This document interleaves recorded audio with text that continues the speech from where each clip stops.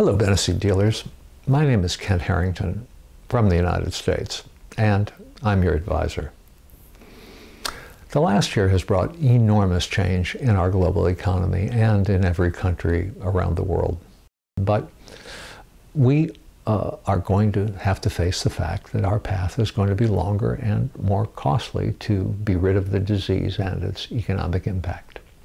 The blow to the global economy from COVID-19 also can't be underestimated. The pandemic is reshaping business plans and operations.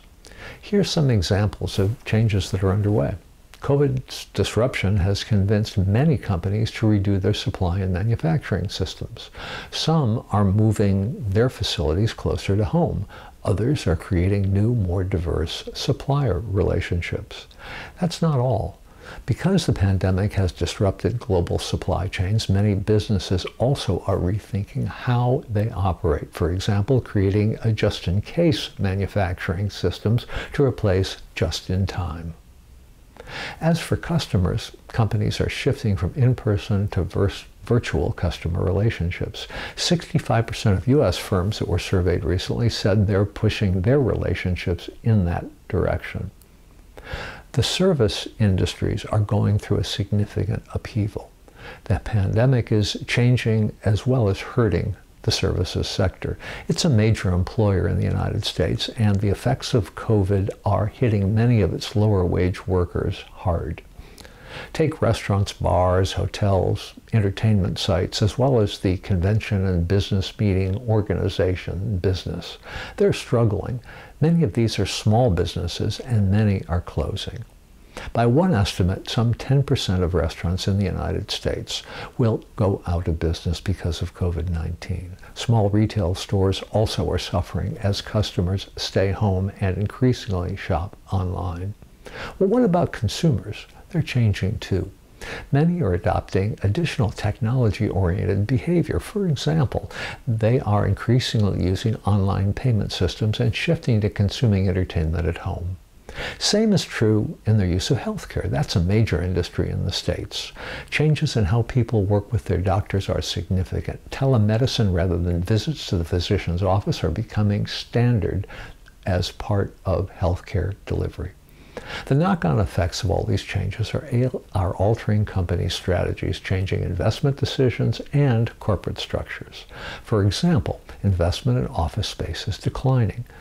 It is likely to change even more as employees continue to work from home rather than return to the old business model of going to an office every day. Real estate values are reflecting the new way people work. Occupancy rates and values for center city commercial real estate are falling. The decline in demand means that excess office space is depressing the real estate market in big cities. Meanwhile, the value of warehouse and logistical space is rising. Why? It's a result of the shift by consumers towards online shopping. That requires more delivery services and the related logistical infrastructure to support them. How people work is affecting how they live. Home values are changing as people work from home. Many are leaving densely populated cities to live in the suburbs where housing is less expensive and they also feel more secure. Just like the economic impact on Americans, the social effects of the pandemic will persist well into the decade and beyond. Not everyone will be affected in the same way. The poor and non-white populations in the United States have suffered the highest mortality among all those infected with COVID-19. Their vulnerability is a result of less access to health care, poorer health conditions, and crowded living circumstances. They also remain the most vulnerable to economic change. For people who have the education and skills to work from home, the pandemic has had few, if any, damaging effects. In the U.S., half of the 22 million jobs lost as a result of layoffs and furloughs in the early spring have returned. But the net loss of employment remains significant for the less skilled workers. 4.4 million of the 11 million jobs lost involve workers with less than high school degrees or high school degrees. As the second wave of a pandemic appears, that damage is likely to grow. The implications for our society are obvious. For workers without advanced education or job skills, the disruption from the pandemic will make finding and keeping employment harder.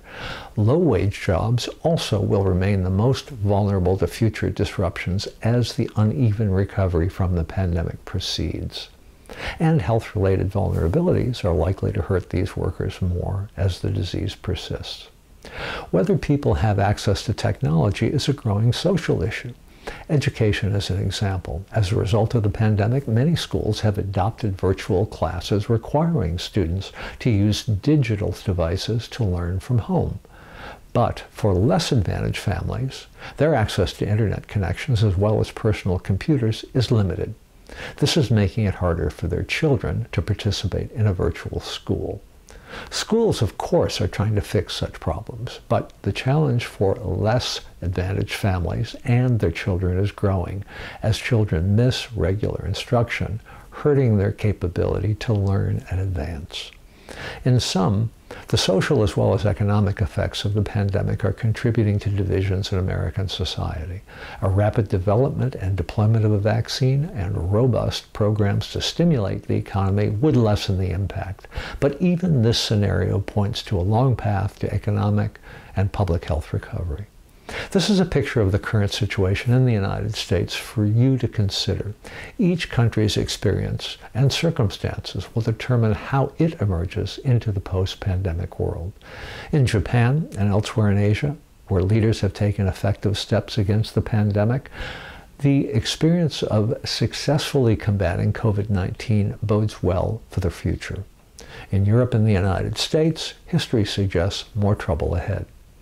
In all cases, however, the chances for a post-pandemic world and steadily growing global economy is clearly more than several years away.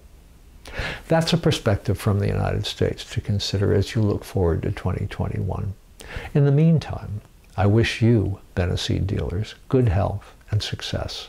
Take care, and best wishes from the United States.